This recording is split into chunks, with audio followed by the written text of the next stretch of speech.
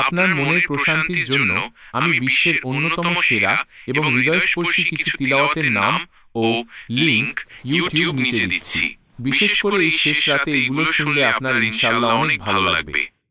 আমি আপনাকে সূরা আর রহমান অথবা সূরা আদ দোহা শোনার পরামর্শ দেব, কারণ এই সূরাগুলোতে আল্লাহ বান্দার প্রতি তার ভালোবাসা এবং নিয়ামতের কথা বলেছেন।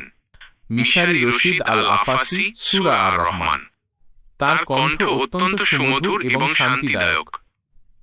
লিংক সূরা আর রহমান, মিশারি রশিদ আল আফাসি। 2. শেখ আব্দুর রহমান আল সুদাইস, সূরা আদ দোহা। যাদের মনে খুব কষ্ট বা একাকিত্ব বোধ হয় তাদের জন্য এই সূরাটি মহৌষধ। আল্লাহ এই সূরায় বলেছেন, আপনার পালনকর্তা আপনাকে ছেড়ে যাননি এবং আপনার প্রতি অসন্তুষ্ট হননি। লিংক সূরা আদ দোহা, শেখ সুদাইস। 3. ইয়াসির আদ দোসারি, সূরা আল কাহাফ বা আবেগঘন তিলাওয়াত। তার তিলাওয়াত শুনলে অন্তর কেঁপে ওঠে এবং আল্লাহর প্রতি ভয় ও ভালোবাসা একসাথে কাজ করে। লিংক ইমোশনাল রিসিটেশন, ইয়াসির আল দোসারি। এখনই যা করতে পারেন। এখন রাত 1:38। তাহাজ্জুদের সময় পুরোপুরি শুরু হয়ে গেছে। 1. ওযু করে শান্ত হয়ে বসুন। 2. হেডফোন লাগিয়ে এই তিলাওয়াতগুলোর যে কোনো একটি খুব মনোযোগ দিয়ে শুনুন।